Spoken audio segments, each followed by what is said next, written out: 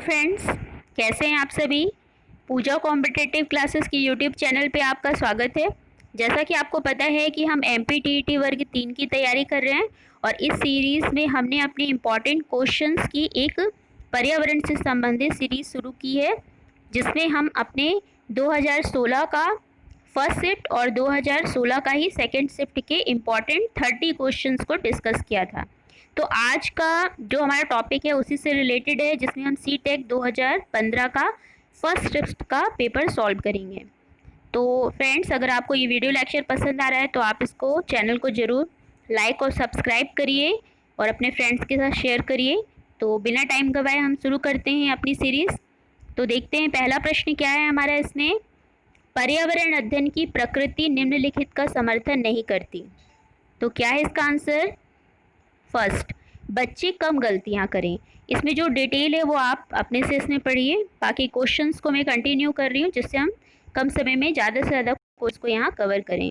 Second है हमारा, एक शिक्षिका ने कक्षा चौथी के विद्यार्थियों को पढ़ाने के लिए पौधे अंतर्वस्तु का चयन किया। उसने सीखने के लिए निम्नलिखित अवसर प्रदान किए। पहला है समूह में पत्तियों का संग्रह करना। दूसरा, पत्तियों के आकार, स्वरूप और अन्य विशेषताओं पर चर्चा करना। तीसरा है अपना वनस्पति संग्रहालय बनाना। इस प्रकार की गतिविधियों हेतु शिक्षिका को किस बात के लिए सबसे अधिक प्रोत्साहन नहीं देना चाहिए। तो इसका आंसर क्या हो जाएगा। ए, जितनी अधिक पत्तियों के बारे में संभव हो उतना उनके नाम याद करने में बच्चों की पहल। मतलब यहाँ याद करने की जो प्रवृत्ति है उसको यहाँ क्या करना है, हमको प्रोत्साहित नहीं करना है। तो इसका आंसर क्या हो जाएगा, ए। फिर आगे देखते हैं, शिक्षार्थियों का आकलन करते समय पर्यावरण अध्ययन की शिक्षिका को निम्नलिखित में से क्या नहीं करना चाहिए। तो क्या नहीं करना चाहिए, इसमें आपके ये 4 ऑप्शंस दिए हैं। देखते हैं हम इसका आंसर क्या होगा। तो ये है आपका आंसर नंबर सी। शिक्षार्थियों का आकलन करते समय पर्यावरण अध्ययन के शिक्षक शिक्षिका के द्वारा बच्चों के केवल कुछ पक्षों पर ही ध्यान नहीं केंद्रित करना चाहिए। मतलब इसका आंसर आपका क्या हो जाएगा, आंसर नंबर सी। इसके बाद आगे बात करेंगे। अगला प्रश्न है हमारा, प्राथमिक स्तर पर पर्यावरण अध्ययन में समुदाय सीखने सिखाने का एक महत्वपूर्ण संसाधन है, क्योंकि। तो इसमें 4 ऑप्शन है, तो इसमें आप डायरेक्ट यहाँ आंसर की बात करेंगे। डी है हमारा ये। यह वास्तविक स्थितियों में सीखने के अवसर उपलब्ध कराता है। तो इसका डिटेल ये दिया हुआ है, इसको आप यहाँ से पढ़ लीजिए। फिर आगे देखते हैं, अगला प्रश्न है हमारा, इसका ये न्यूमेरिकल से रिलेटेड क्वेश्चन है। तो देखते हैं इसमें क्या दिया हुआ है। कोई व्यक्ति 30 अगस्त 2015 को किसी एक्सप्रेस ट्रेन में अहमदाबाद से त्रिवेंद्रम जाने के लिए बैठा। यह ट्रेन 13:30 बजे अहमदाबाद से छूटी और 1 सितंबर 2015 को 7:30 बजे त्रिवेंद्रम पहुंची। यदि अहमदाबाद से त्रिवेंद्रम के बीच की दूरी 2268 किलोमीटर है तो इन दोनों स्टेशनों के बीच ट्रेन की औसत चाल थी। तो आपको यहाँ पास क्या बताना है, औसत चाल। तो देखते हैं इसमें क्या हमको करना है। तो सबसे पहले हमको यहाँ जो समय दिया हुआ है 13:30, तो 13:30 ये इंडियन रेलवे टाइम है, जिसको हम नॉर्मल टाइम पे सबसे पहले कन्वर्ट करते हैं। तो पहले 13:30 को 12 के बाद आगे जाएंगे तो कितना होगा, 1, मतलब 1:30 बजे का टाइम है, जो दोपहर का समय है। अब त्रिवेंद्रम पहुँचने का समय कितने बजे बता रहा है यहाँ, 7:30 बजे, मतलब सुबह। अतः यात्रा में लगा कुल समय, तो कुल समय वो 30 अगस्त से चला और कब पहुंचा है, 31 अगस्त को लगा समय और 1 सितंबर, मतलब ये 3 तारीख हैं जिस पे उसने यात्रा की है।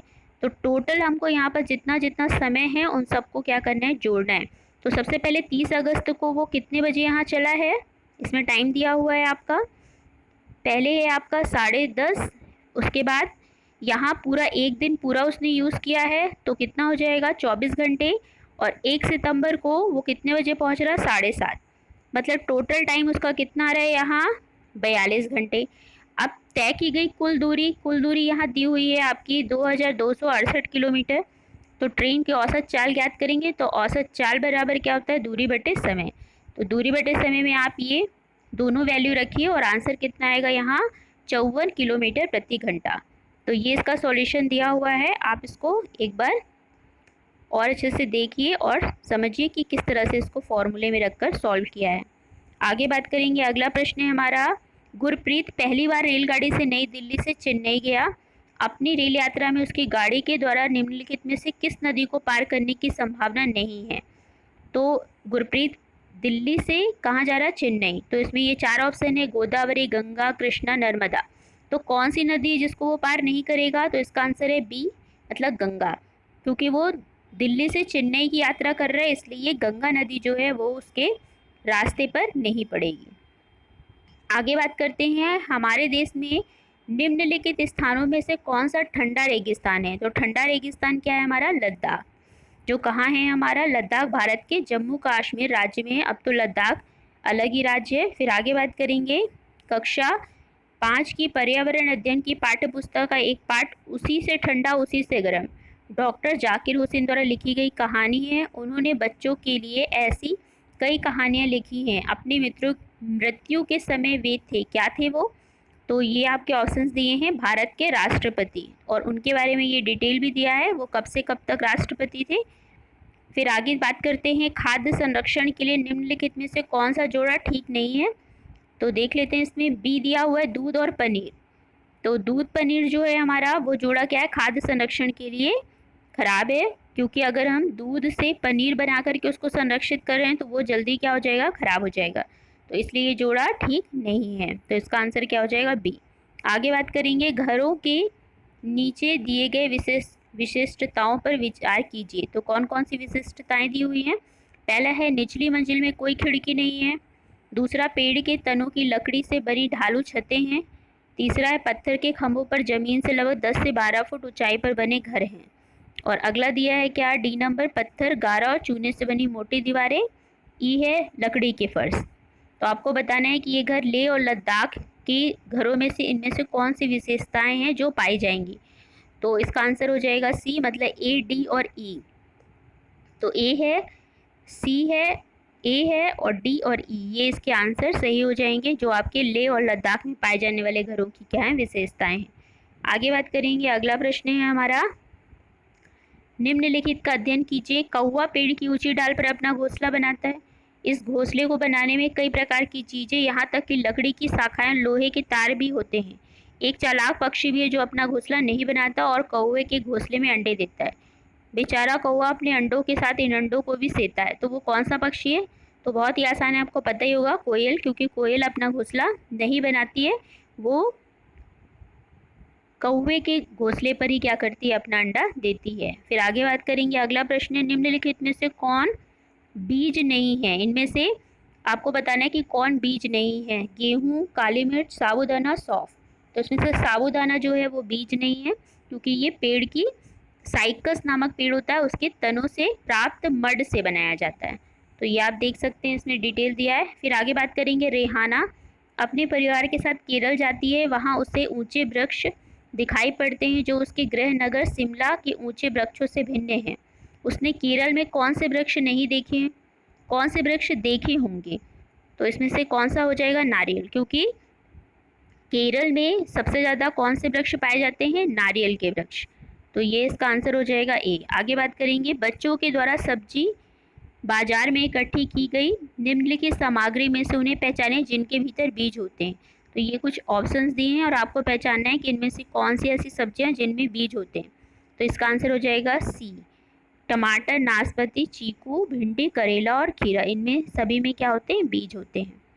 फिर आगे बात करेंगे, अगला प्रश्न है हमारा, नीता आंध्र प्रदेश जाती है और 2 साड़ियाँ खरीदती है जो खास तौर पर वही बनाई जाती हैं। तो वे क्या कहलाती हैं? तो आंध्र प्रदेश में बनाई जाने वाली साड़ियाँ जो हैं वो पोचमपल्ली और कलमकारी के नाम से प्रसिद्ध हैं, जो केवल वही बनाई जाती हैं, कहाँ? आंध्र प्रदेश में। तो इसका आंसर ए हो जाएगा। आगे देखते हैं, निम्नलिखित में से कौन सी बीमारी रुके या इकट्ठा हुए पानी से हो सकती है? तो ये कौन सी बीमारी है? मलेरिया, ए। तो ये कौन से मच्छर के काटने से होता है? तो ये आपको पता ही है कि ये मच्छर जो है ये फीमेल एनाफ्लीज मच्छर है, जिसके काटने से ये बीमारी होती है, और इसकी डिटेल आप और ये इस बॉक्स में है जिसको आप देख सकते हैं। आगे बात करेंगे, अगला प्रश्न है, निम्नलिखित में से कौन सा जोड़ा ठीक है? तो इसमें आपको कुछ यहाँ राज्य दिए हैं और उनके यहाँ नृत्य दिए हुए हैं, उस राज्य से संबंधित नृत्य। तो इसमें आपको बताना है कि कौन सा सही है। तो इसमें आपका ए, असम, कौन सा नृत्य होता है वहाँ? बिहू। और बाकी जो नृत्य दिए हुए हैं वो आपके यहाँ पर मैच नहीं है। जैसे उड़ीसा है तो उड़ीसा में आपका नृत्य कौन सा दिया हुआ है यहाँ, भरतनाट्यम, जबकि उड़ीसा में कौन सा नृत्य होता है, ओडिसी। तो इस तरह से आपके जो नृत्य हैं ये गलत है। तो ये आप इस बॉक्स में देख सकते हैं इसके सही ऑप्शंस क्या हैं। फिर एस्किमो अपने घर इग्लू का निर्माण बर्फ से करते हैं, इसका कारण क्या है? तो इसका कारण है कि बर्फ की दीवारें जो हैं वो बर्फ की दीवारों के बीच मौजूद हवा अंदर की गर्मी को बाहर जाने से रोकती है, जिससे अंदर क्या बनी रहती है, गर्मी। तो इसलिए इग्लू का निर्माण बर्फ से किया जाता है। फिर आगे देखेंगे, अगला प्रश्न है, निम्नलिखित में से कौन सी विशेषता बरगद के पेड़ की जड़ों की नहीं है? तो कौन सी विशेषता नहीं है? जड़ें भोजन का भंडारण करती हैं। तो जो बरगद की जड़ें हैं वो भोजन का भंडारण नहीं करती, इसलिए क्या हो जाएगा इसका आंसर सी। आगे बात करेंगे, अगला प्रश्न है हमारा, एक नव नियुक्त पर्यावरण अध्ययन के शिक्षक के रूप में पढ़ाने से पहले आपकी सबसे पहली प्राथमिकता होगी, क्या प्राथमिकता होगी? शिक्षार्थियों का समाज सांस्कृतिक प्रोफाइल विवरण तैयार करना, जिसको पोर्टफोलियो भी कहा जाता है। तो ये आप इसमें से देख सकते हैं। आगे है, कविताएं और कहानियां पर्यावरण अध्ययन की अंतर वस्तु को पढ़ाने में प्रभावशाली है। ऐसा इसलिए है क्योंकि कविताएं और कहानियां क्या करती हैं? ए मतलब बच्चों के परिवेश का समृद्ध चित्रण करती हैं, संदर्भित अधिगम परिवेश प्रदान करती हैं और सृजनात्मकता एवं सौंदर्य बोध का पोषण करती है। तो इसका आंसर क्या हो जाएगा आपका ए। फिर आगे बात करेंगे, अगला प्रश्न है, कक्षा 5 की शिक्षिका के रूप में आप ईंधन के संरक्षण प्रकरण को पढ़ाने के लिए निम्नलिखित में से किस संसाधन के उपयोग को सर्वश्रेष्ठ पाते हैं? तो इसका आंसर क्या हो जाएगा आपका सी, समाचार पत्र। फिर आगे बात करेंगे, अगला है, कक्षा 4 की एक शिक्षिका शिक्षार्थियों से कहती है कि वे अपने कार्यपत्रक, अवलोकन, रिपोर्ट और सत्र में एकत्रित की गई सामग्री को एक फोल्डर में डाल दें। इन फोल्डरों को क्या कहा जाता है? तो ये क्या कहलाते हैं? आपके पोर्टफोलियो। फिर आगे बात करेंगे, अगला प्रश्न है हमारा, NCERT की पर्यावरण अध्ययन की कक्षा की पाठ्य पुस्तक में सुनीता अंतरिक्ष में शीर्षक नामक स्पेसशिप में अंतरिक्ष यात्री सुनीता विलियम्स के अनुभवों का वर्णन करता है। इसे शामिल करने का क्या कारण है? तो इसका आंसर आप देख सकते हैं, इसका आंसर है बी, मतलब ये घटना अंतरिक्ष यात्रियों की जिंदगी में झांकने का अवसर देती है। यह घटना स्पेसशिप में भौतिक स्थितियों का वर्णन करती है। और साथ में सी, यह घटना स्त्री पुरुष लिंग रूढ़िवादिता को चुनौती देती है। तो इसका आंसर क्या हो जाएगा? सी। ए, बी और सी मतलब डी। फिर आगे बात करेंगे, अगला प्रश्न है, पर्यावरण अध्ययन की एक शिक्षिका निम्नलिखित कारणों से अपनी कक्षा का प्रारंभ कुछ मुख्य प्रश्न पूछते हुए करती है। सबसे कम प्राथमिकता वाला कारण कौन सा है? इसे चुनना है। तो डी है इसका आंसर, शिक्षार्थियों का चिंतन सीमित किया जा सकता है। तो यह आंसर आपका क्या हो जाएगा? सही हो जाएगा डी। आगे है, किसी क्रियाकलाप के लिए समूह बनाते हुए सामाजिक अध्ययन के शिक्षक को चाहिए कि वह क्या करें? सभी प्रतिभागियों को सहभागिता और सहयोग सुनिश्चित करें। फिर आगे हमारा अगला प्रश्न, प्राथमिक स्तर पर पर्यावरण अध्ययन की पाठ्य पुस्तक में निम्नलिखित में से कौन सी विशेषता नहीं होनी चाहिए? तो कौन सी विशेषता नहीं होनी चाहिए? तो देख लेते हैं, ये ऑप्शन दिए हैं ए, बी, सी, डी। इसमें आंसर है सी, यह परिभाषाओं और अमूर्त अवधारणाओं की व्याख्या करने पर ध्यान केंद्रित करती है। तो ये नहीं होना चाहिए।